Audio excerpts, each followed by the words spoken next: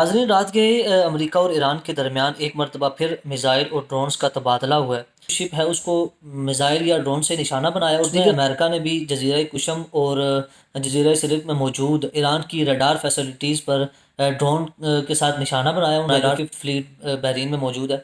اس بیس کو نشانہ بنایا گیا بیلسٹک میزائل سے۔ اور ایک اور انہوں نے جو ہے وہ بیان دیا، وہ بڑا سخت بیان دیا، وہ امریکہ کو تھریٹ کیا ہے، ہم جنگ کو ایکسٹینڈ کریں گے انڈین اوشن کی طرف، اور دا ریڈ سی، اسٹریٹ آف باب المندب جو ہے، میڈیٹرینین سی، اس تک جو ہے نا وہ ہم اس کو ایکسٹینڈ کریں گے۔ اور ایک اور ملک کا اضافہ ہو چکا ہے اور وہ ہے آذربائیجان۔ سی این این نے ایک چونکا دینے والی رپورٹ شائع کی اور وہ اسرائیل نے آذربائیجان میں ایک سیکرٹ انٹیلیجنس بیس بنا رکھی ہے۔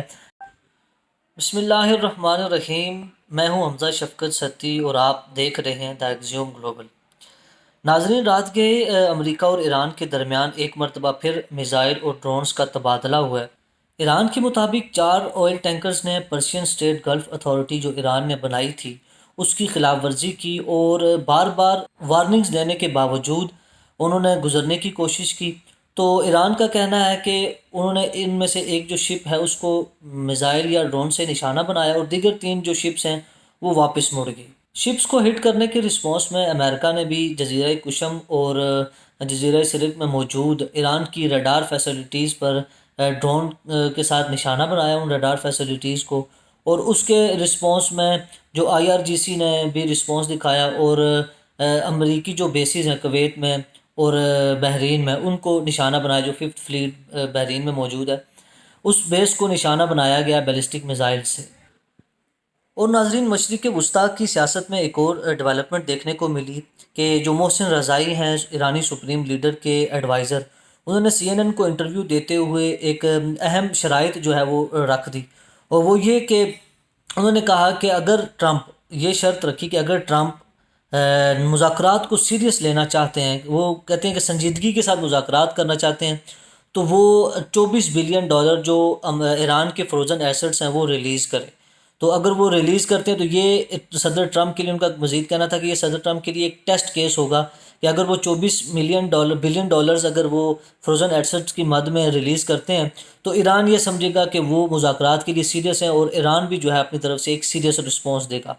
محسن رضائی نے ایک اور اہم بیان دیا، وہ بیان کم اور امریکہ اور خطے کے دیگر ممالک کے لیے ایک تھریٹ زیادہ ہے۔ وہ کیا کہ انہوں نے کہا کہ اگر تو ایران ہماری شرائط پر نہیں آتا اور یہ نیول بلاکٹ جاری رہتا ہے اور ایران کے خلاف جو جنگ ہے وہ جاری رہتی ہے،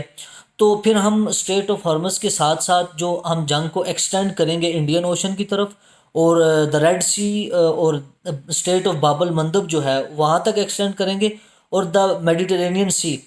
اس تک جو ہے نا وہ ہم اس کو ایکسٹینڈ کریں گے۔ اور آپ اس بیان کو،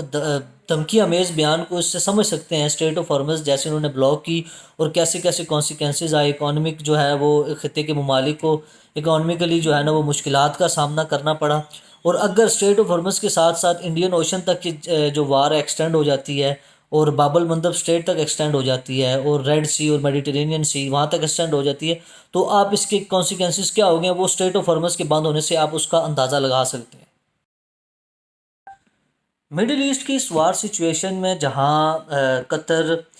UAE خاص طور پر، اور بحرین اور دیگر ممالک اس ریجن کے جو ایران کے لیے تھریٹ ثابت ہوئے،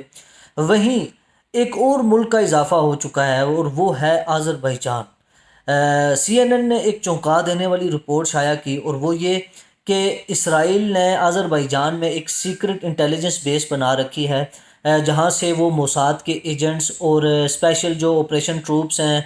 وہ آپریٹ کرتا تھا، اور وہاں پر ہیوی جو انٹیلیجنس ہارڈ ویئر اور مشین لگائی ہوئی تھی، اور اس بیس سے جو ہے وہ ایران کے خلاف وہ بیس استعمال ہوئی، ڈرون جو ہے وہاں سے اڑائے گئے، اور ایران میں بیشتر ڈرون جو ہے وہ ہٹ کیے۔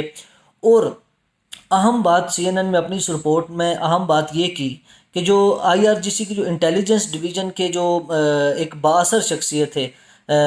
محمد مقدم، آئی تھنک محمد مقدم ہی نام ہے، ان کو جو ہے اسیسینیٹ کرنے کے لیے اس بیس کا استعمال کیا گیا، یہاں سے ڈرون اڑا اور ان کو اسیسینیٹ کیا گیا۔ اور ایک اور بات جو اہم بات CNN نے اپنی اس رپورٹ میں کہی وہ یہ کہ آذربائیجان جو ہے وہ ماضی میں اسرائیل اور شام کے جو میٹنگز ہیں وہ بھی ہوسٹ کر چکا ہے، یہ ایران کے لیے ایک اور ملک کا جو ہے وہ ایڈ ہو گیا ہے، UAE، بحرین اور دیگر ممالک کے ساتھ اس خطے